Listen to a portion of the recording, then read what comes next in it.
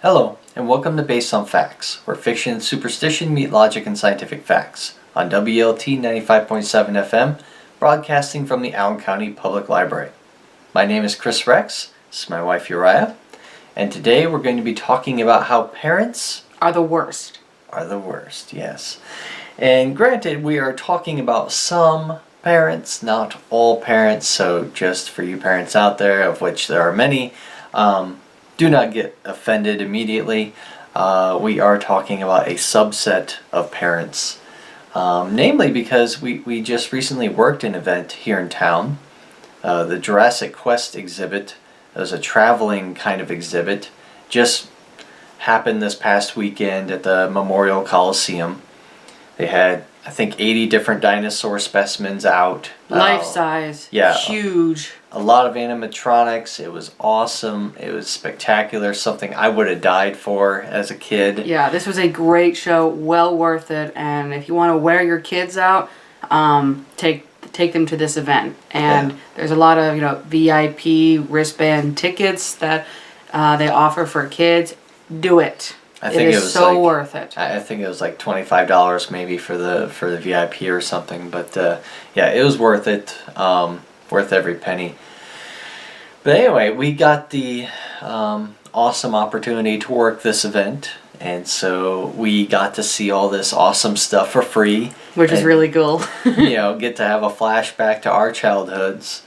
I remember having a number of dinosaur paraphernalia when I was growing up, and I had a number of stuffed animals. I had even dinosaur books and audio tapes, all these different things. All the Land Before Time movies. Oh, I remember those. Those were good. I died for dinosaur stuff. I was always at the library at my elementary school, researching all I could about rocks and fossils and dinosaurs. It was awesome.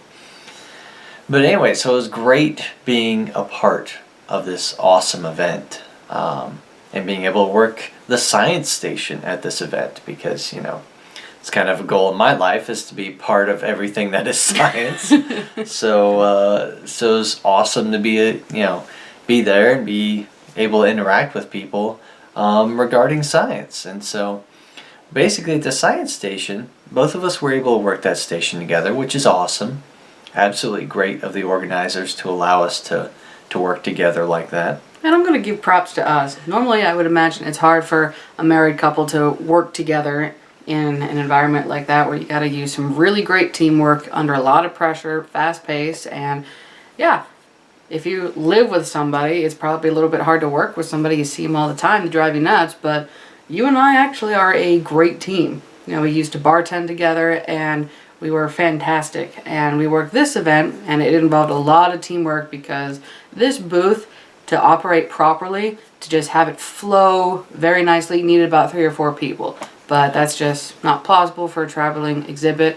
And it was a luxury, they said, to even have 2 people working at this station. Normally, only 1 person works this particular station. We'll explain a little bit more. But yeah, it required a lot of teamwork and communication. And I think we're pretty good at that. And funny enough, it did involve a pitcher and a cup. So, I mean, it kind of was like bartending, just from a generalistic perspective. Mine involved a lot of squishing, though.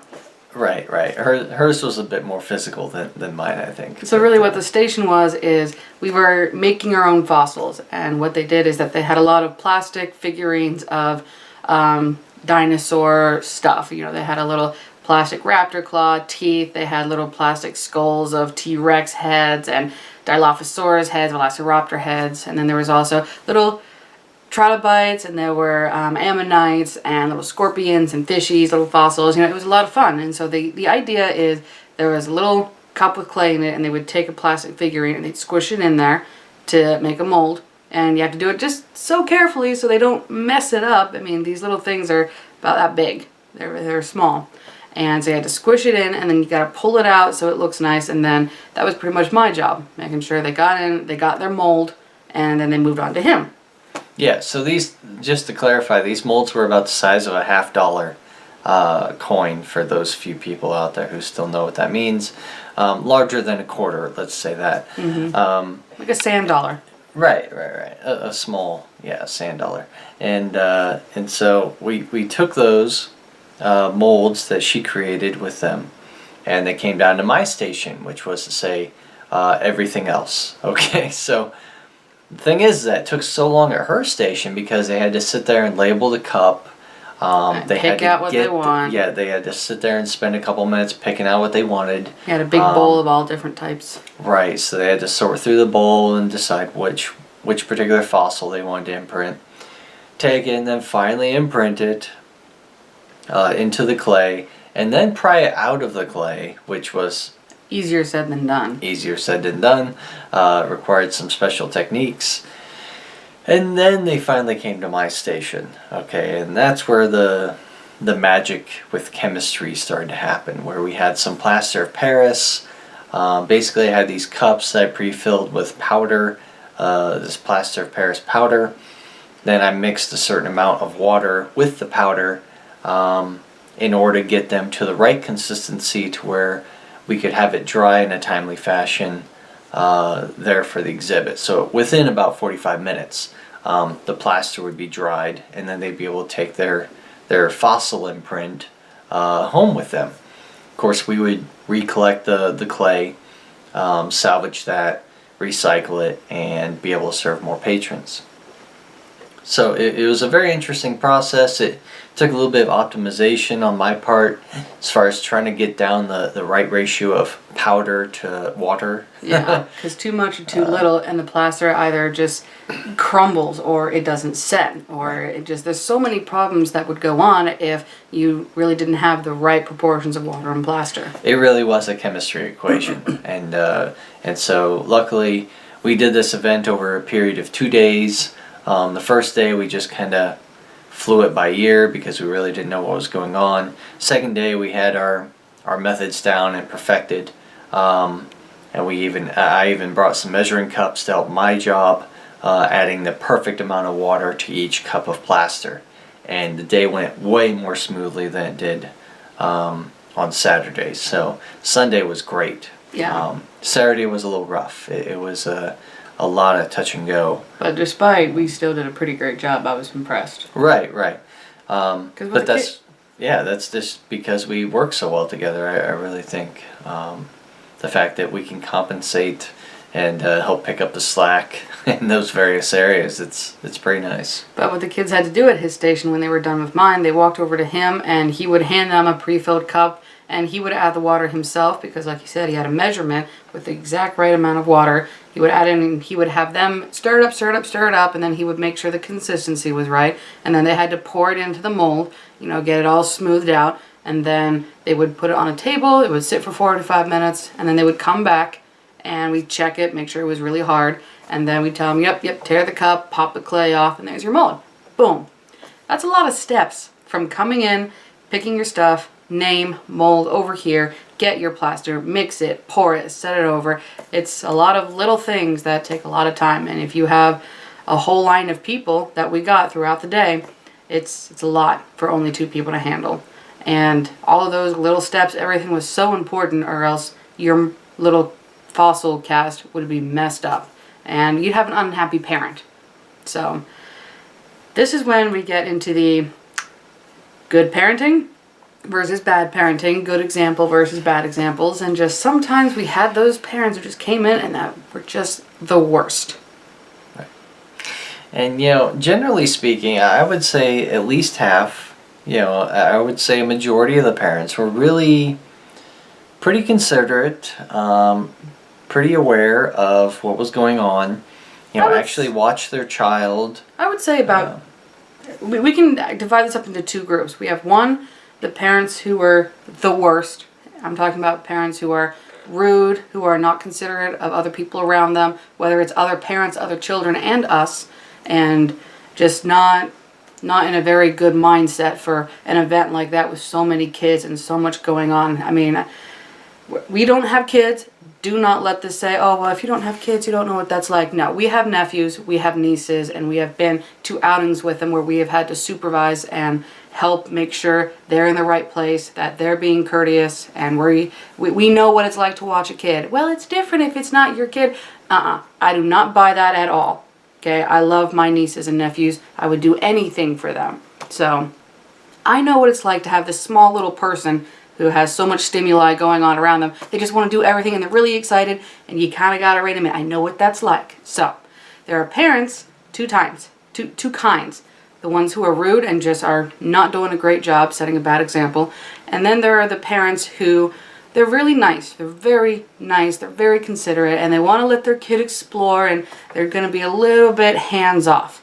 Well, that's great because you're being really nice, but this is an activity that a little 3 or 4 year old cannot do. And to sit there and try and get them to do the steps that we described was not feasible, and it was really holding up the process for everyone trying to get through. So that's what I would say, two kind of parents. The worst, and the ones who need to be a little bit more on top of it. Now, I would say the average age of the kids that came up to the table was about 7. Yeah. What do you think? Yeah. We had, I think the oldest kid that we had was probably about 10, who actually came up, who was there with his family. We did have a couple adults say, "Can I make one?" and some college kids, and that was kind of fun. Yeah. But the majority was about 6, 7 years old, and then we had a decent number of, 4, 5-year-olds and some little kids, and then we had a couple, 11, 12, 13-year-olds who might have been there with their younger siblings and family. Right. Yeah. So it was a large variety of different kids and adults coming to the table, but predominantly it was the 7-year-olds and their parents coming to the table. And by their parents, I really mean, I don't know, more often than not, I saw a lot of females actually coming up to the table. Yeah. I didn't see many males, many of the fathers coming up to the table. I mean, I certainly did, but I think there were more females. Yeah. More moms coming up to the table than there were dads. Yeah, I would say it was probably, I would give about 65 to 70% female. So And about then- a 2-to-1 ratio. About. So Yeah. 2 females for every 1 male. Yeah. Because a lot of the males I noticed were hanging back and like watching on the sidelines kind of thing. I mean, they didn't seem to want to come into the science station space. Mm-hmm. They seemed kind of observe from a distance. And this goes back to the fact that when it came to all the parents that came through, I would say about 2/3 of the parents were awesome. They came in, they were on top of their kids, they were nice, they were patient. Some of them were a little bit hands-off, the ones who kind of need to be a little bit more in with their kid instead of being more of a hands-off parenting, let them explore. I'm putting those in with the 2/3 that were great because they were nice, they were courteous, but they just needed a little bit more attention for that 5-year-old trying to mix plaster. That doesn't work. But the 1/3 of parents who were just not, they were failing at parenting that day, in my opinion. Funny, they were all females. Just to put that out there. It was a 2-to-1 ratio for moms versus dads or grandparents or something, but any parent that I encountered that was kind of a jerk to me and to the whole situation was a mom. So we can remember that. That's true. I don't believe I encountered any males, any fathers that were particularly Yeah. hostile to me or the situation. So I think I agree with that the females or the moms tended to be more of the problem. Yeah. And the men kind of hanging back, that could be one of 2 reasons. One, dad could be somewhere else with the other kid, dividing and conquering. And another point is we had a lot of people who came in and they had strollers or they were with their family, and we only had so much space for them to get in through the enter part, come around, and then do the exit part. And it got a little cramped because I don't want mom, dad, sister, older sister, and grandma, 4 adults for 1 or 2 kids all packed in here. That was a little frustrating because it was hard to keep getting people. I wish that this traveling exhibit had a little bit more resources. I can only imagine that they have so much budget, they only have so much they can do. So I feel for them, but there needed to be a lot more signs for this particular section saying, hey, this takes 45 minutes for the plaster to sit, or if you're not making a fossil, or if you're not assisting a child to make a fossil, please step outside of the line. You know, things like that, because it really got cramped in there. Yeah, it got a little confusing sometimes. We had some people hanging back when they had stuff to prep, and so they really needed to be forward, so we knew that they had stuff to prep. So we knew that they were in line to some degree, and vice versa. So yeah, it was definitely a struggle, a constant struggle to make sure that everyone was where they needed to be in order to try to, meet whatever demands they were trying to meet. Yeah. So that was the environment we were in. It was very busy, very fast paced, a lot of steps, a lot of messes to be made. So let's just get into some of the examples of why parents are the worst. Yeah, because over the course of this whole event, we easily created over 1,000 different fossils. I think in the first day we created about 1,000, give or take a couple dozen. Right. So, and then the second day was even more. It was insane. So maybe we did like 2,000 fossils, okay, for people. It was just absolutely crazy. And what? That was from the first day was 9 to 8, so that's 11 hours. And this next one was 9 to 7, so what was that? It totaled about 20 hours. About 20 really. hours. 2,000 in 20 hours. Yeah. That's a lot. So, yeah. 100 fossils an hour? That's 100 fossils. We were doing 100 plaster molds an hour. That's a lot. I didn't even realize that. It's a lot of people to process. And because of the nature of the plaster, as far as my step was concerned, that was a really precise procedure. Like, you had to make sure that thing was completely 100% stirred up, no clumps hidden in there. So you had to make sure, go to each single person in each single station and make sure that it was perfect before then instructing them to go ahead and pour the plaster into the clay mold that they had ready to go. So it really did take a lot of one-on-one kind of attention to make sure that they were ready for that step. Otherwise, they'd come out crap, and then they would blame us in the end. And so we really had to make sure to give them the highest quality molds and the highest quality plaster so that they can get out of there in 45 minutes without any problems. And as far as my step is concerned, when we had the clay, if it was fresh right out of the package that I was pulling from, it was pretty easy to get your mold in there. But if they got it too far, we had popsicle sticks that we had to kind of gently pop out of there. And if you had a skull, you've got this 3-dimensional size of a sand dollar squished in, and you got to pull it out gently so you don't mess it up again. More popsicle work to loosen it up and then pop it out. And that was more of an individual one-on-one. And the clay that we recycled will slowly dry out. So we got to use the clay once, make your mold, get it, and then we would get the clay back when they popped it out. That clay was still fairly malleable and we could use it again. That third time around, it was too dry. It was too stiff and you couldn't get an imprint very well in there. And so we had to throw it away. So 2 things, you had to gently pop it out with a stick, and I had to help them a lot. And 2, some of the kids weren't strong enough. Even a couple of the parents who had, and again, this is moms, huge nails. Huge nails, moms. Why? I don't even know where to begin when you have this 3-inch nail and you're trying to squish this mold into a cup and your nails don't even fit, making your thumbs not fit. So I had to help them out and really squish that in there so we get a proper mold. I saw some very, very pretty nails, I'll give you that, but they probably got so much grit and grime under those. I don't know how you even maintain nails. Ugh. Ugh. Scary. Yeah, so needless to say, this was a much more intricate procedure than at most stations, okay? Most of the stations during this exhibit were just, go up and ride the dinosaur, or go up and enter the bounce house. Or there was one where they were digging. We had about 8 sandboxes with bones like mounted into the base, and it was just covered in sand. And kids would just walk in with their parents and they get to brush the bones out.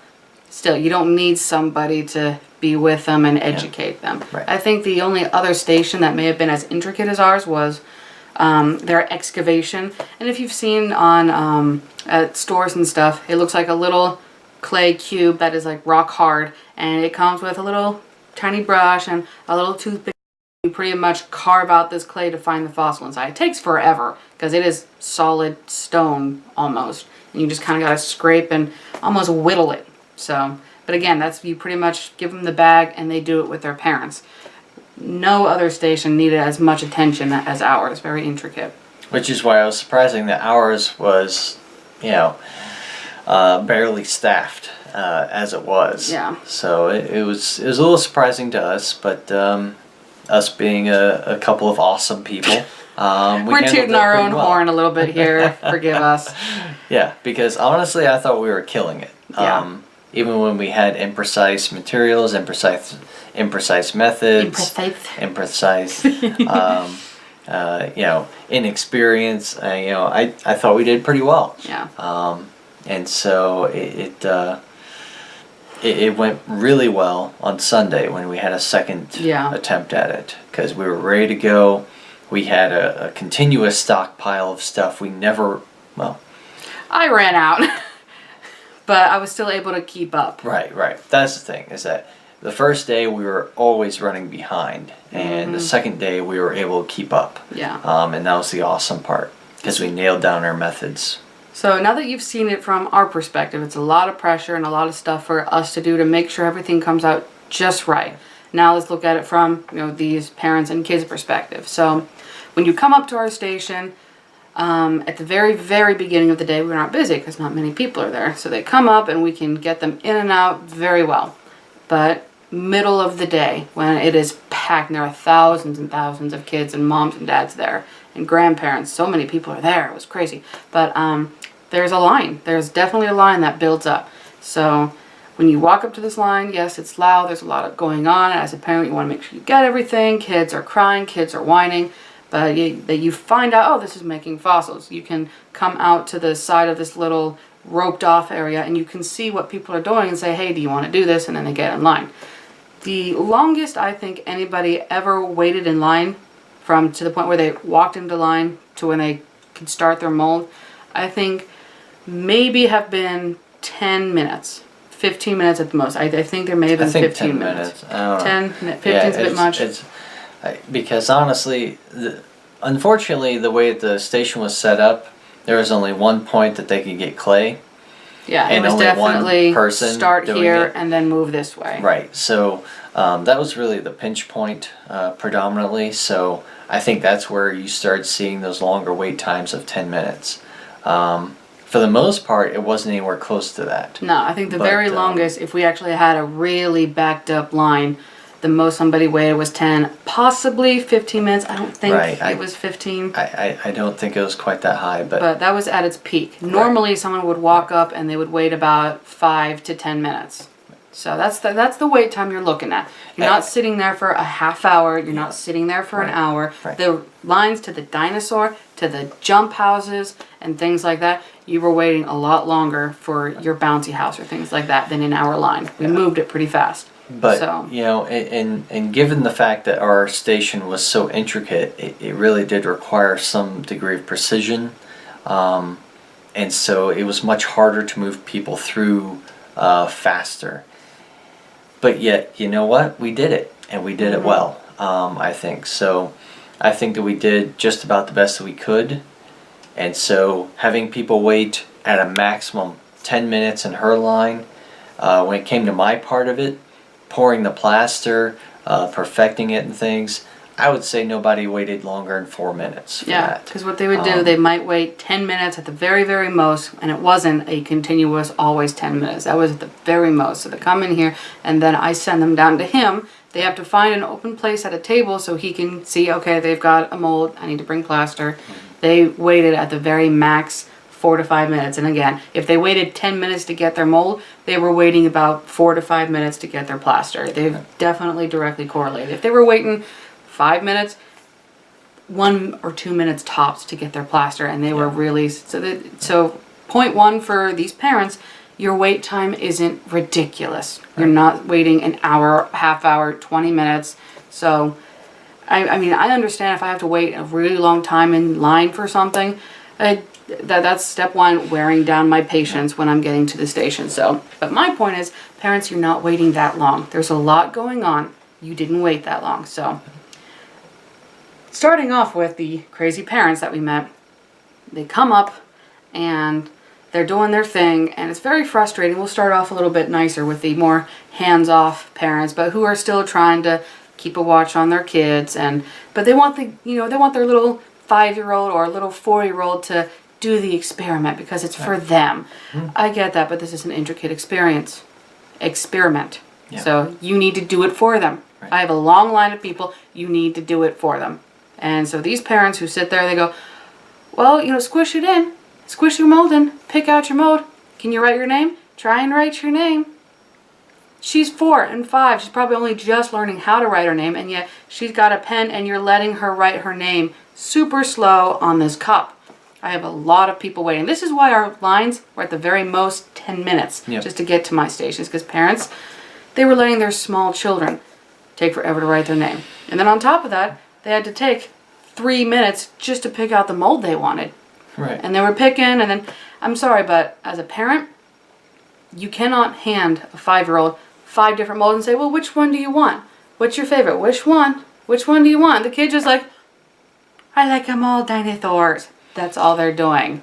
You can't do that. Parents, please, if your kid is small and you're in a line that's fast paced, you got to help them make the decision. If you want to say, all right, pick between these two, that's a little bit more understandable. But 5?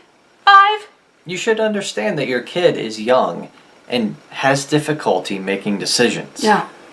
It shouldn't be rocket science. It really shouldn't. You should know that there are 10 people behind you and that you need to help your child as much as humanly possible. Yeah. So you don't aggravate everyone else behind you, because guess what? They're people too. And they're trying to get their kid through the line just like yours. So you should be mindful of their needs. Mm-hmm. That's called respect. That's consideration. And that's teaching your kid that you only have a short amount of time. You have to make a quick decision. That's a very important thing for somebody to learn. To make a decision quickly out of respect for others. And then when you actually get your mold, these more hands-off parents, again, really nice parents, but come on, move it. They were giving their molds to their kids and go, you gotta squish it, push it in. And these kids are just like, I'm like... Right, because kids don't have musculature. I don't know why it takes rocket science to understand that Especially when the kid is only this tall and the mold is like right here. They have to like hunch on, or the parent picks up the kid and says, squish it in, or picks up the kid to pick out their mold. It's like, really? What are they going to do? Apply 10 pounds of pressure? No, they need like 50 pounds of pressure to get into that clay. So at this point, we've already wasted about 3 to 4 minutes. And that's a long time to somebody back there. That's half their wait time, waiting on one person to come in and spend 4 minutes just to get their mold. Because then finally mom or dad realizes they've got to squish it in. And then they realize, is that good? They're talking to me. I'm like, no, you got to squish it in more. So by the time somebody gets to the station and it takes them 5 whole minutes just to get their one kid ready to go, send it off, that is a long time, parents. That's a long time. Whereas there were other parents who were nice. They came in, they had their kid, they grabbed the cup, because as people were waiting, I was trying to pull people in. I said, get a cup with clay, write their name on the side. I didn't say, write your name on the side, little kids. I was looking at the parents. I said, grab a cup, write their name on the side. Here's pens, here's pens. I was very, very on top of making sure they could get what they needed quickly and move it. And yeah, there were parents who came in, they grabbed a cup and pen, wrote it, they were ready to go, and they were very, very helpful with their kids. Saying things like, all right, we can't take all day, there's people waiting, you got to pick one pretty quick. And they really encouraged their kid in a way, and they got their mold. And I was doing what I could to say, all right, you got to flip it upside down, squish it in, go, go, go. And the parents were right on it, and they were squishing it for them. They were even doing the whole, you put your thumbs on it and I'll push with you. That's fine, that's the kid doing it, but you're helping them out. And then they got their mold and they were gone. You know how long it took? 2 minutes. Half the time that some of these hands-off parents. That's good parenting. You get in, you help them out, you get what they need, and then you move. Yeah.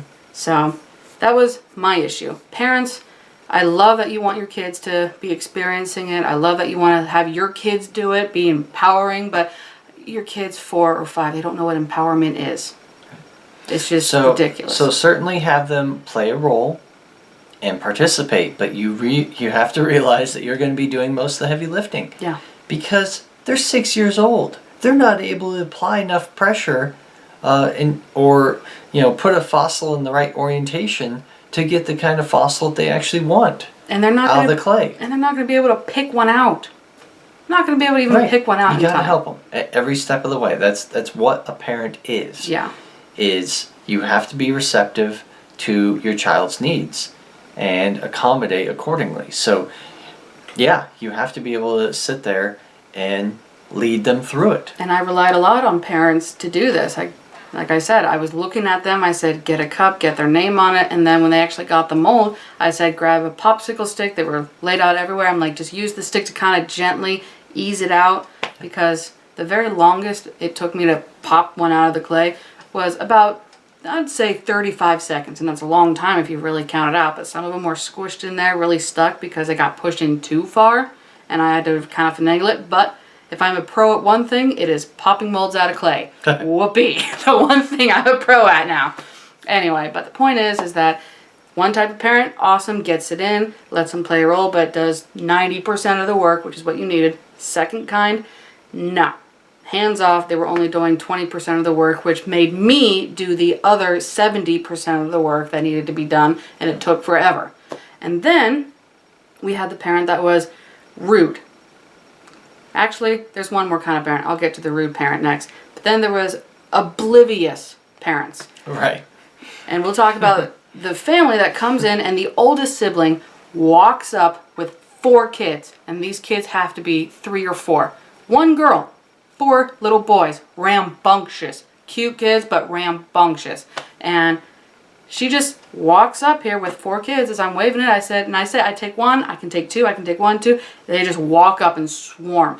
And these little boys are not in any position to pick something out right or push it down or pop them out. And so this one person is doing all of this work. She was in that little portion for probably 6 to 7 whole minutes just trying to get all these kids done. Yeah. And then it was funny because when she came over to him, she had like 5 cups all juggled in and over. I'm just like, that's not... You can't do that. That is selfish. That's ridiculous. And you are holding up everybody. I mean, if you are not here by yourself with everyone. Where are the other parents? Where are your other help? Right. I was confused and I was really annoyed because I couldn't. And that was another thing. I'm not being racist or anything here, but she was, what's the word? Latino. She was a Latino. And I couldn't understand a lick of what she said because she was just talking in Spanish to them. And, you know, honestly, I don't care if you're talking to your family in your native language. That's fine with me. I don't care. That's whatever. You're trying to communicate with them. If they can understand you faster and move around, cool. But I was having trouble communicating with you because I felt like you didn't understand what I was saying. Mm-hmm. And you weren't exactly listening to me because this one person was just like, what? And I was looking at her, I'm like, you gotta do this. And then she just doing the opposite of what I told her. I'm like, oh my gosh. It was insane that this one person was just trying to juggle 4 fossils with 3 rambunctious boys around her. That's a parenting fail. Yep. WTF. Yep. And there was a couple of those when they would walk in and a young mom would have 3 kids. And she would just be like, okay, what do I do? I'm just like, you've got way too much on your plate right now. Where's Dad? Where's Grandma? Ooh. And the best part was when these overwhelmed people would then sit there and think for a moment and be like, well, can I make one? It's like...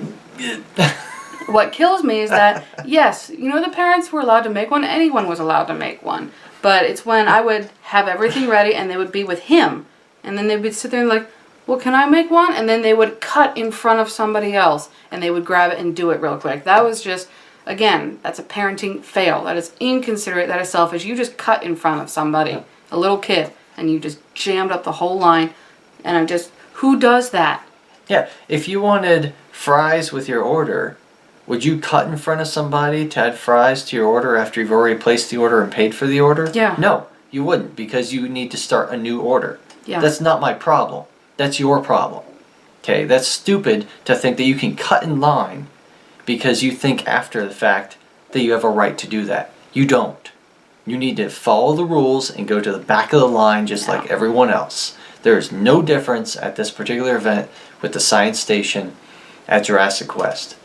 No difference at all. Yeah. And then I had the parents who were kind of cranky because they waited 10 minutes in line. And they come up, I can just see the attitude on their face. And it's just this, Right. Mr. Pursed Lips. And then there's the pursed lips, and then there's the half smile that, It's just, okay, I already know that you're cranky. Just cool. Just begging for a reason to be cranky. Yes. Yeah, so they come in, and there were a lot of times, because they're small kids, they get their mold, and then they start poking at it with their fingers. And if I see that, I'm on top of this station. I'm like, oh, no, don't touch it, don't touch it. And then sometimes the kids just look at me, and they go, I'm just like, oh, you. And so I have to say, I'm like, no. And the parents just look at me and they go, I'm just, Yeah. really? Are you mad at me because I yelled at your kid? I didn't go, no, I didn't do that. I just went, no. Every parent knows that phrase, no. Yes. We all do it. It's the same thing I say to a cat. And they do it anyway. They don't listen, just like children. Yeah, and so when it comes to the point where I reach out and I grab their finger before they just go in their clay and they have to redo it, spending more time, then the parents just kind of look at me and they're just like, oh my God, you did not just do that. They don't say it, but it's all over their face. And I'm just How dare you touch my child? Like, what? Yeah, and I'm trying to be a parent when you are not. Yeah. Do you understand that? Like, I'm being the parent right now. You were just sitting back trying to critique me on me being more of a parent right now than you are. So how about you be a parent to your kids and take care of your children? Yeah. It's a difference if I actually was yelling and mean, but I wasn't. I stopped them. There's nothing wrong with that. If you're not doing it, I'm gonna do it. Yeah. I'm not disciplining your kid. I'm just making sure they don't mess it up. And when they take a popsicle stick and they start squishing all the other clay cups that haven't been touched yet, making giant holes that I have to go further, smooth it back out. And I'm sorry, I have to be on top of your kid. It's my job, out of respect for what your kid is doing, so they come out great, but everybody else's needs to come out great too. And that was the thing, was that, kids are sitting here making our lives more difficult, and the lack of action by the parents in their parenting skills is creating more work for us. Yeah. Which, guess what? Delays you even more. Mm-hmm. Makes you wait even longer. Makes the people behind you wait even longer. Yep. And what stunned me beyond belief was that there were a number of parents that also decided to take matters into their own hands and end up making that wait even longer. Yeah, there's a lot of times when parents would come up to my station and they would grab just random cups and they would just write their names. I'm like, that cup doesn't have clay in it. I said, grab a cup with clay. Grab a cup with clay. And they go, oh, well, I'm sorry. And then they have to sit there, grab a cup, 3 more cups, and write the name. But I'm just like, parents, I expect you to be able to listen to me. Yeah. Your kids, hit and miss. But you need to be paying attention to me completely and helping relay instructions. I will instruct you and your kid, but you need to be reiterating to your kid what needs to be done. Now, to be fair, by the time they reached my station, most people were broken of that habit. By the time they reached my station, most parents were sitting there telling their children, all right, let's wait to receive instructions from the nice man. Yeah, because they went through me. Right. It's just the fact that they needed to go through that training process is astounding to me. Yeah. You should know that when you go to a science station in an exhibit, that you have no clue what's going on. You need to receive instructions from the person manning that station. Especially when you know what you're doing. When they come up and say, well, what are we making? I show them, we are making plaster molds. That is a complicated thing. You probably don't even know how to make a plaster mold. So you need to be listening for us to tell you how to do this. You probably have some idea, but the fact that we are making plaster should tell you I need to be on my game with my little 5-year-old because he has no idea what plaster is. And you know what? Honestly, I didn't know much about this whole process before I volunteered at this station. So, that was my ignorance too. I honestly didn't know a lot about plaster or making fossils out of these molds. I didn't know much about that either. So I had a lot of camps as a kid, so I'm kind of a pro at it. I don't blame parents or their kids for not knowing that. What I do blame them for is for taking action when you're ignorant. That I see as a problem, a pretty serious problem. And so at her station, she should have broken most everyone of that habit. And it took a while. By the time they get to my station, they should know. And like I said, a lot of the parents did. A lot of the parents were very patient, were reminding their children to be patient and wait for instructions. And that was what I really appreciated from 2/3 of our parents. They were just saying, be patient just a little bit longer. And they were reiterating, there's a lot of people here, because not only was he preparing plaster mix and instructing when people were coming back for their molds, he had to tell them how to break the plaster out of a cup. He had to tell them how to do that, so it was kind of important. And so to clarify, you basically have to rip off the cup, the paper cup, and then carefully separate the plaster from the clay.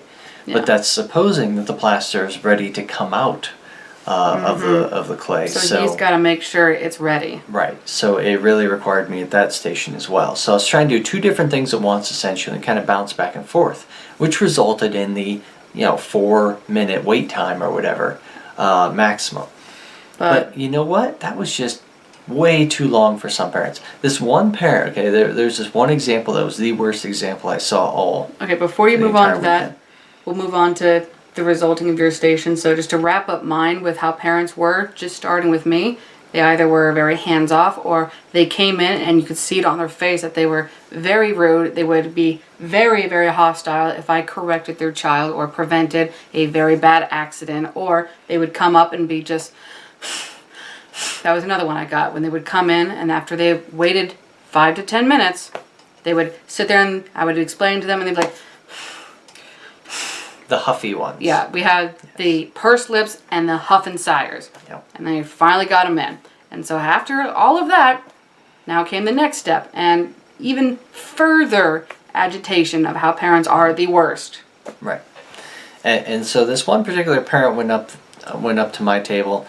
I think she had 3 different kids with her. And she waited there for about 60 seconds. Okay. 1 minute. 1 minute. And then she loses her patience and starts doing things. Okay. At my station, I needed to hand them a cup of plaster. And I told them, wait a couple minutes, he will bring you Right. plaster. I Right. made sure everybody knew that. There was a cup of plaster with a stir stick in it. And then I needed to give them a pre-measured amount of water to add to the plaster so that they can then mix up the plaster to the perfect consistency so it'd be ready. So that they could sit there and stir it for a minute or two, and then that plaster would be perfect. Alright? That lady had to sit there for 1 minute and she couldn't take it. She grabs cups of plaster. Okay, well I had some pre-made cups of plaster that didn't bother me so much. Unfortunately, I had a big backup at that time, so she had to wait another 60 seconds. That's when she decides to go ahead and grab a giant pitcher of water. Okay, I had a few pitchers of water around there so that I could refill my measuring cups to the exact amount. She just takes this pitcher of water, reaching way across the table, okay, to people. my side of the table, and grabs this pitcher of water and just starts pouring water into her kids' cups. I'm like, okay, well apparently you've got this under control. So I proceeded to try to get to everyone else at the table who was not serving themselves. Yeah, so whatever place she was in line, she just put herself at the back of the line. Yeah, right. She reset her place because apparently she's got this under control. I come back around to her about another minute later and see that her plasters are Liquid. Pure liquid. Milk. Because she had not used the proper ratio, because she didn't wait for me. And so, at that time, I take those from her and give her fresh cups of plaster and tell her to wait for me to measure her out some water for that plaster. So she had to wait another minute. So that's where I get the 4 minutes. Yeah. In order to get her plaster. 2 of those minutes, her own fault. Because Right. the second she poured in water, she made herself wait longer. The Yep. second that she messed it up and he had to get her fresh cups, all of that time is her fault, not his. Yep. Wasted more of my time having to pick up her cups and remove them and give her new cups. And the longer she sits there, the longer somebody at my station making a mold has to wait for her place. Yep. And so, incredibly aggravating to me. And other parents, there was actually another parent that proceeded to try to take the measuring cups, okay, which have to be precisely measured by me, okay? I'm a chemist, I'm a biologist, I can precisely measure things. And eyeballing it would not work. Right. And so, one particular parent just kind of eyeballed it into the measuring cup. Once again, reached all the way across to the other end of the table where my workstation was, stole the measuring cup, poured in her own amount of water and then poured it into her cup. Okay, needless to say, she screwed up that cup. Okay, I had to once again reconfiscate her cup, give her a new cup. Even doing that, I physically grabbed the measuring cup from her. Okay, set it down on my workstation, told her, I'll be right with you. And I sat there and I watched her grab the measuring cup again. Again. A second time. Okay. Luckily, I was able to grab the measuring cup out of her hands before she went to try to pour it again into her new cup that I just gave her. She's like, at what point do you realize that your method doesn't work? Yeah. At what point do you realize that I need to do this for you in order to get you out of here in a timely fashion? Because every single time you grab my stuff, you lengthen your time, you lengthen everyone else's time that they're there waiting. Snowball effect. Yeah. You know, and you might think that by observing him, you know what to do. That is not the case. And we don't have time to explain the full process to everyone. We don't have time. That's why that's why 90% of the work has to be done by an adult. And that is why 50% of the work has to be done by us. Half of this is all us that has to be done for you, because we can't explain as to, well, we have to do this for you because if it's too much or too little, it won't come out. Even if it might, your plaster will break. We don't have time to explain the consequences. We don't. I'm sorry. Spending 20 seconds explaining stuff to every single person, that's minutes. 20 several seconds. minutes. 20 seconds times 2,000, like we said before. We probably busted out 2,000 molds. That's a long time. That's a lot of wait time. And you know what? We don't have that time. You don't have that time. We have to pump you out as quickly as possible. As nicely and efficiently. You know, we actually had smiles on our faces. We were engaging the kids. Absolutely. But what about that one lady who was just absolute? There was the worst. There was one parent that was the worst. And her son was probably 11 or 12. So you'd think that this would be a quick in and out, but it was not. So I'm not sure if you got to witness some of her interactions, but I certainly did. This woman came in, and she was one of the purse lips when she got in, making her stuff, because when she came up, they were making the mold, and I don't know if they were just brain dead, waiting for every second for me to give them the next step. I was telling everybody, cup with your name, pick a mold. If it's a flat one, upside down, squish it in. If it's a head one, side of the face, squish it in. I was watching because there was only about 3 or 4 or 5. Sometimes there were 5. There were about 4 or 5 molds going on in front of me. I could watch every one of them. And this mom was huffy when she came up. And like I said, her kid, he was 11 or 12. He was older. And they put the name on the cup. Wait for me. I'm like, well, pick out your mold. Pick out which one you want. So they pick out which one you want. And we just hold it. I'm like, really? You see me instructing everyone as a whole group. I'm not just doing this one-on-one. It's a whole group. But she just wanted such personalized, focused attention for her, what I would assume, dear 12-year-old, 11-year-old, maybe 10. He was pretty tall. And so then I was like, well, yep, flip it upside down, put it in there. And then they would do it. Just waiting. I'm like, lady, I'm addressing the whole group. Now grab a popsicle stick, pop it out. And so she got it. I'm like, great. Now just head down the way, and in a couple minutes he will bring you some plaster. And she goes, and she finds a place. And after so long, I'm hearing her. And again, I think she was the worst. And she was probably sitting there maybe 2 or 3 minutes. Yeah, she went down, and she was not there long. No. And then I started hearing just, where is he? Why is he over there? And then he gets her plaster. That's what I heard. It's like, what is he doing? And I'm just, that really got me, go on. But got her plaster, and then they started mixing. And they were done pretty quickly because obviously this kid is competent. So they stirred up, and I'm seeing her. And I'm just hearing this kid like, this kid. And then I hear her say, I don't know what he's doing over there. All I know is that you have been here longer than anybody, and he hasn't helped you. This is ridiculous. That's what she said. And I look at that, I'm like, oh dear Lord. So I go over and I check, and I'm like, how you guys doing? You doing okay? And she goes, I don't know. Are we? Yeah, she talks to me like that. She gives me that look, that head bob, and goes, I don't know. Are we? We've been sitting here for forever. She says those things. I'm not just exaggerating or trying to make her sound worse. No, that's what she said. I don't know. Are we? And I look, I'm like, yep. I was just, I went, yep, you're great. And so I kind of looked at her, and I said, okay. yes, you are ready. You just pour it in there, because they had already poured it in. They were just waiting for somebody to check. It was ridiculous, because they had it, they poured it in, and they were just waiting for him to say, yeah, you're good, yeah, you're good. Just really waiting and waiting. So I look, I'm like, yes, you're great. It's going to be at that table in 45 minutes. You'll be ready. I had this really kind of crappy look on my face, but I wasn't mean, but I had a much more firm tone than I've had with anybody else, just because the way she looked at me. I mean, come on. Really? And so then I took her cup and I moved it forward. I'm like, bye, Felicia. It's just, I got that way too with some of these parents that thought that they could sit here and, reach over the table to reach my workstation and try to pull materials and do things without having any information or instructions from me. I got a little bit of a firm tone with them too. Just like, no, give me that water cup, give me that the measuring cup, that pitcher, that cup of plaster that you just screwed up. Give me that, and I'll get you a new one. I admit I was a little firm in those situations too, but in the whole situation, we may have been firm, but we were not disrespectful. And to just have this parent whispering to her son, I don't know, but you've been here the longest out of everyone else, and this is just not okay. Right. What kind of example are you setting for your kid?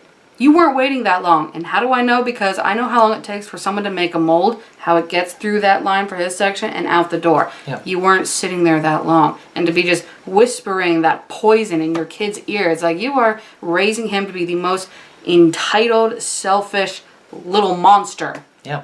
Why? And then in front of me to be so disrespectful. Her kid was right in front of him. She goes, I don't know, are we? Ma'am, I just wanted to look at her. I said in more firm tone, yep, in 45 minutes, come back, it'll be ready. And I just wanted to look at her and be like, and you know what? Just for the record, I'm sure that you are a much nicer person than you are behaving right now, and your attitude gets you nowhere, and it does you no credit. That's what I wanted to say. Because I know that people get cranky. They get disrespectful. And it is very easy for us as a nation to just shrink someone down to one mistake, and suddenly they're the worst person in the world. We see it in celebrities, we see it on the news, where this one person makes a mistake, but that mistake goes viral and everyone says, oh my gosh, you should just kill yourself, you're the worst, blah blah blah. No, this lady probably was a nice lady, probably had a lot of friends, did a lot of stuff, but in that moment she was a disrespectful jerk to me. But I tried to keep that mindset of, look, I don't boil you down to that, but I'm sorry. You were being ridiculous, and you were being unacceptable, not us. And that was just the worst. These parents, they come in and they think they can behave like jerks in front of their kids, and then we wonder why parenting is the way it is. And sorry, parents, you are the example to your kids. You reflect your attitude upon your kids. They learn from you, even if you don't think they are, even if they don't act directly just like you when they're younger. Everyone says you grow up to be your mom. And I'm seeing it myself. I'm seeing my mom in me so much, it scares the crap out of me. But it's inevitable. You might not see it then, you will see it later. So be careful on the examples you set for your kids. And you know what? The research shows that exact same phenomenon. Yeah, it's not just observation. We have this study from 1989 that looked at how the quality of interactions between a mother and her child are positively correlated with how sociable that mother is. So if the mother is a social butterfly, she gets along with people very well, she's going to have a great relationship with her child. So we can have a situation where the more a mother interacts with her child, well, more than likely that they're going to have a better relationship. But if the mother just sits there and lets them roam free, go to the science station and just do whatever the child wants without supervision, without help, then we see a much bigger disconnect between the mother and her child. A much more dysfunctional relationship for the family situation. And if we look at a study in 2001, can look at how kids of divorced parents are twice as likely to get divorced themselves.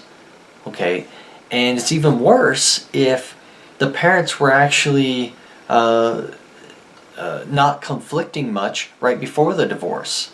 So that's to say, if they're in a very a low conflict situation before the divorce, well, the kid's going to interpret that as apathy. Okay, as basically the parents don't care whether they're together or they're apart. And so I'm not going to value marriage much myself, because it doesn't really matter if we're together or apart. It's just, marriage is just a word, you know. And they're not going to care. And that's going to translate to their lifestyle, you know. And 2007, just kind of relating this to kind of what we're seeing here at this particular event, looking at the patience of people, whether it be the children themselves or the parents. You know, the parents would become very, very impatient very, very quickly, and I was concerned that that would transfer over to the children. But lo and behold, the research actually doesn't say that. The research actually says that there's no correlation between the patience that a parent has and the patience that a child has. But we do definitely see lower levels of patience among younger kids, as well as kids that are males. I think it's that testosterone that kind of roids us out and gets us angry very, very, very quickly for no apparent reason. So yeah, overall, parents, don't be the worst. If you want to raise your kid and you want an awesome kid when they grow up, do everything that you can do. Because when a kid is older, it's not your fault. The decisions they make as an adult, not your fault. All you can do is raise them as best you can. And to do that, just be the best person that you can be whenever you're around your kid. That's all I can say and stress. When you're in high pressure situations, you have to be the bigger person for the sake of being an example to your kid, because they will pick up on it in every way. Yep. And what's surprising to me, another surprising little tidbit, is that we've actually seen how helicopter parents, since this term has been around in recent years, you know, parents that are overactive in their child's lifestyle, whether they are constantly monitoring their activities, or, you know, when they come by our science station here, whether they're constantly behind their child, helping them with the activity, we actually see those children perform better later on in life. And so I'd much rather see those types of parents as opposed to the hands-off parents that just don't even do anything, don't care. Mind you, there's a happy medium, there's extreme helicopter, and then there's no direction whatsoever. Find the medium and you'll be all right. Right. But just... So, yeah, we're saying parents are the worst, but obviously we're only saying a certain subset of them. Don't be like that parent. Yeah. Don't be that parent. So that you know what not to model in your own Even parenting. if you think you're justified, you're not. Right. And you are never justified to be the worst, ever. Right. So, thank you for listening. If you're interested in finding more episodes, just look us up on Facebook or YouTube by typing in Based on Facts in the search bar. So, thank you for joining us, and have a great one.